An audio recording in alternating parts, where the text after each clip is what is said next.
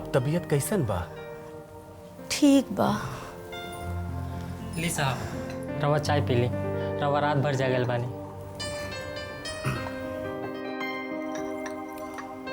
का भेल रहे? कुछ ना, बस 102-3 बुखार रहे। ई बुखार हमरा प्यार के बा। रउआ जान सकी त जान ली। अब हम बिल्कुल ठीक बानी। रउआ घरे जाई। भगावत आड़ू, तहरा के छोड़ के हम कहाँ जाए सारिका। तहरा बिना हमरा मन ना लागेला। हमरा के मत भगावा। कहाँ कहाँ से भगाई?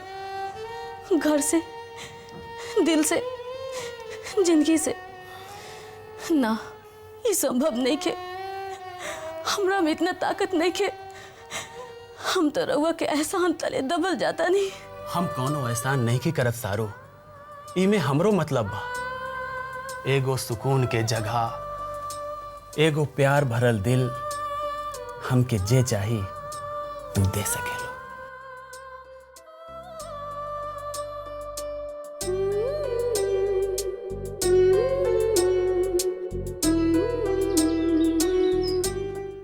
गिरधारी, गिरधारी। जी मलिकार। अरे तू काहे एलू है? गिरधारी कहाँ बाड़ा? गिरधारी काका तो काल्हे डुमराव आपन घर चल गए मलिकार। अरे हाँ, हम तो भुलाइए गेल रही। अच्छा तू एक काम कर, जाके बड़का भैया और मंझला भैया के भेजा, हम बुलाइनी है। जी मलिकार। बाकी बड़का भैया तो काल राते से घर नहीं खन लौटल। का? अच्छा तू जाके बड़की बहुरिया के भेजा। जी अच्छा।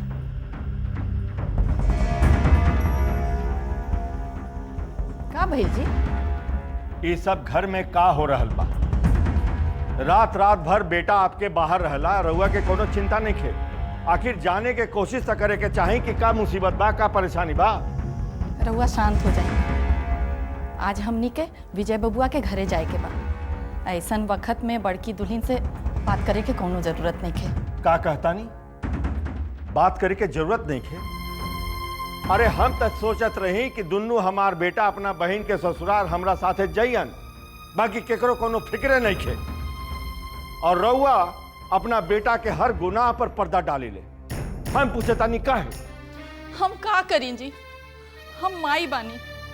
हमार नाराजगी के ऊपर ममता भारी पड़ जाए।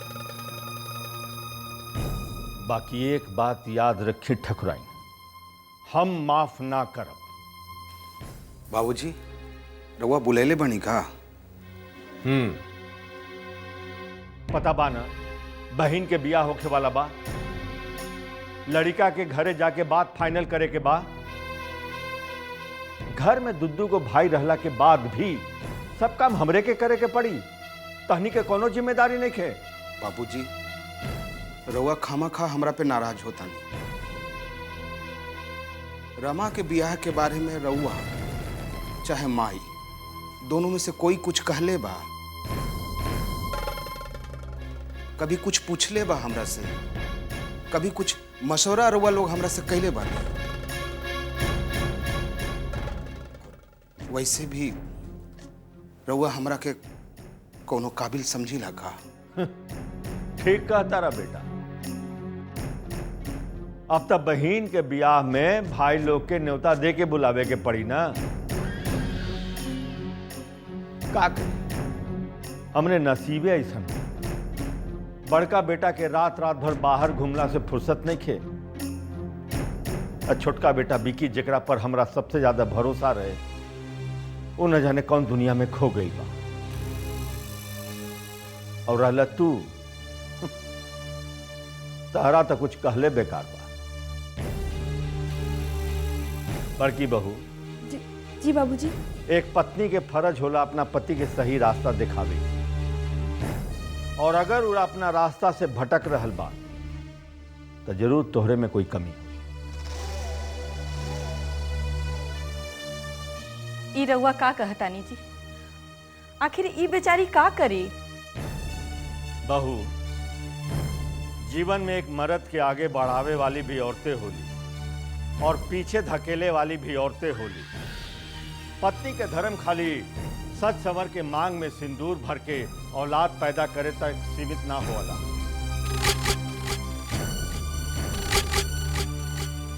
बल्कि अपना जीवन साथी के कठिन सफर में कभी माई बन के, कभी भाई बन के, दोस्त बन के, बहन बन के ओकरा कदम से कदम मिला के जीवन में सहयोग करे के पड़ेगा।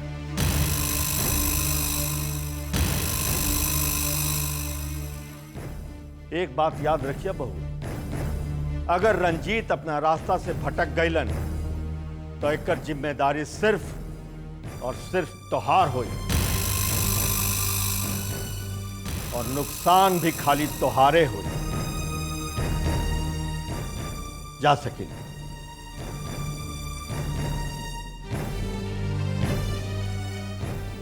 बाबूजी, रउआ कहीं तो हम भी साथे चली का विजय बाबू के घरे? ना, कौनो जरूरत नहीं के। बेटी हमार बात जिम्मेदारी भी हमरे होई। हम तोहार माई जा रहल बानी और अगर हो सके तो हमरा पीछे घर के ख्याल रखिए। देखिए माता रानी के पूजा पाठ बढ़िया से हो। जी बाबूजी, चिंता मत करे रउआ। चंपा, जी मलिकार। गाड़ी में सब सामान रखवा देलू। हाँ जी मलिकार, ड्राइवर साहब सब सामान गाड़ी में रखवा देले बाड़न। हम रउआ खातिर पानी और नाश्ता भी रख देने बानी। ठीक बा, चलिए ठकुरा, अब कहा के दे।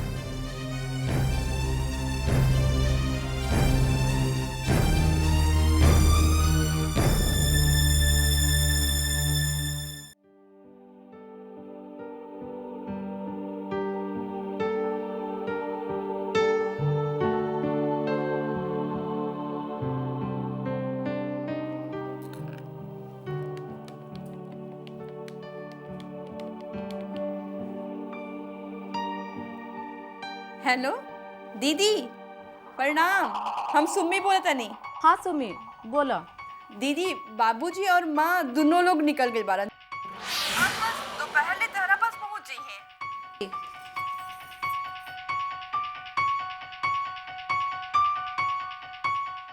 वाह, पपीता में इतना गुण बा कि केहू के पेट से बच्चा गिर जाला। सुमित्रा, तू हो ये आइडिया अपना ला, काहे से कि सांप भी मर जाए और लाठी भी ना टूटे।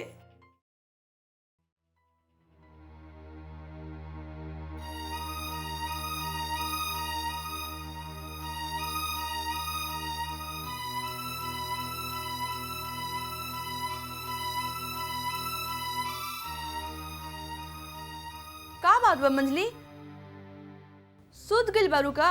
अरे ना दीदी, आई बैठी। का बात बा दीदी? कुछ ना, बस डॉक्टर ने कहले रही ना कि तोरा के अपन सेहत के ख्याल रखे के पड़ी, तो हम सोचनी कि अपन बगीचा में तो बेल के, पपीता के, शरीफा के इतना फल के पेड़ बा और तब्बो तोहरा कुछ ना मिलेला। ऐसे आज हम खुदे तोहरा खाती पपीता लेके आयल बनी। ला खाना, सेहत खाती बहुत फायदेमंद बा। ला खा। धन्यवाद दीदी, वैसे हमरा के बड़ा भूख लागल रहे।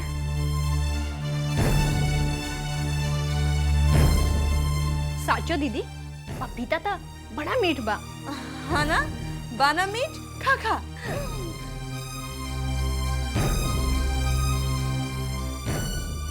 तू खा, तू खा। ना ना दीदी, पहले रहुआ खाई। अरे तू बीमार बारू छोटके। अरे खा ली अब। जा, खा।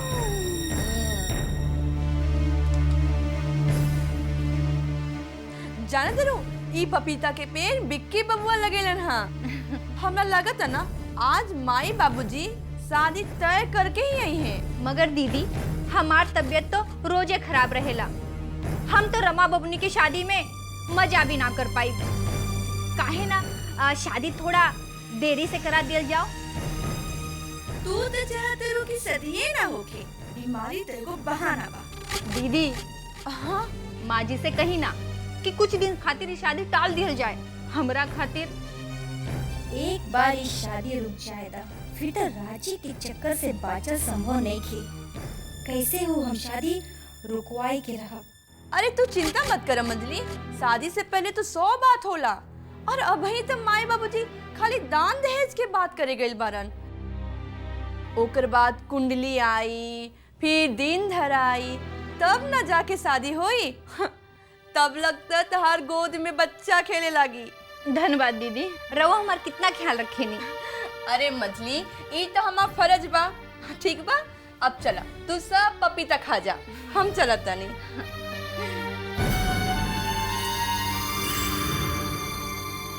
अब तो तहार लल्ला आवे से रहल।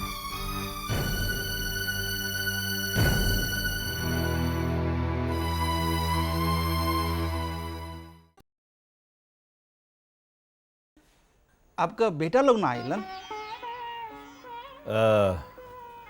बड़का बेटा तो एक्सपोर्ट के सिलसिला में हमेशा बाहरे रहलन, अब मंझला बेटा के घर की जिम्मेदारी दे के आई। और रहल छोटका बेटा के बारे में तरुआ लोग के पते हुए। प्रणाम चाचा जी। खुश रह। प्रणाम चाची जी। ली कुछ जलपान करी। जी ना, एह बेरी हम कुछो ना खाई ले। अफिन जे घर में बेटी दे रहल बानी वो घर में तो पानी पियल भी उचित ना हुई। का दकियानुसी ख्याल रखे नहीं ठाकुर साहब। अरे आज के जमाना में ये सब केहू ना मानेला। खुश है। आवे में कोनो दिक्कत तो ना भई? ना बेटा, बाकी आपके कामकाज कैसे चल रहा बा?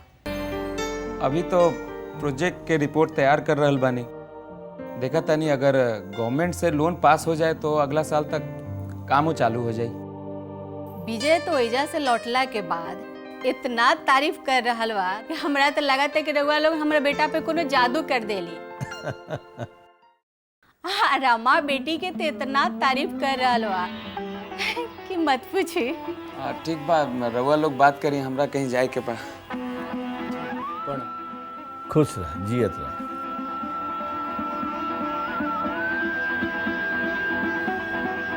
हाँ तो रघुवीर बाबू, हमें रिश्ता के पक्का समझी।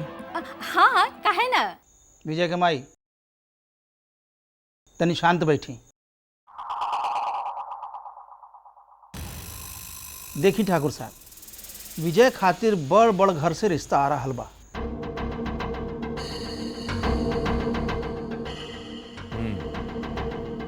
तरुआ रुकल काहे बानी? बियाह कर दिहल चाहत रहे।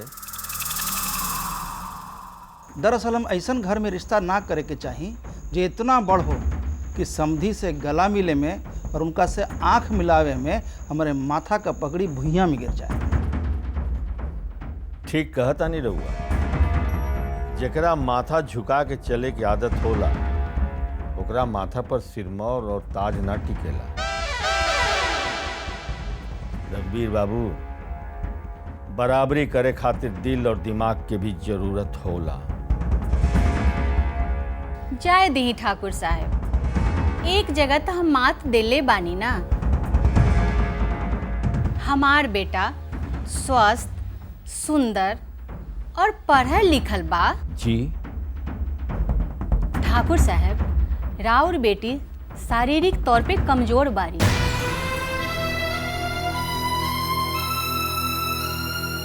बस, हमार बेटी में का कमजोरी बा और का खूबी बा हमरा अच्छी तरह मालूम। अब रउआ लोग ये बताएं कि अपना होनहार बेटा के दाम का लगोले बा?